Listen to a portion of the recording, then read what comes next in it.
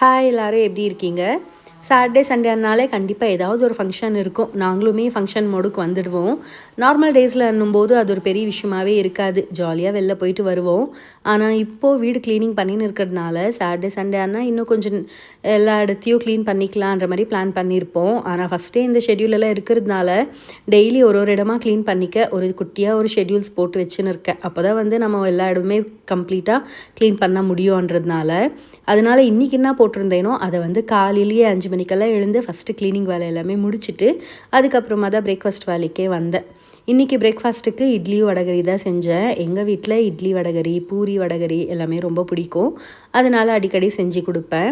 வடகரி நான் வந்து ஸ்டீம் பண்ணி தான் வந்து செய்வேன். நிறைய பேர் வந்து எண்ணெயில் போட்டு எடுப்பாங்க இல்லையா? ஆனால் எங்கள் வீட்டில் இப்படி ஸ்டீம் பண்ணி செஞ்சால் ரொம்ப பிடிக்கும். இன்றைக்கி இதுதான் பிரேக்ஃபாஸ்ட்டாக கொடுத்தேன்.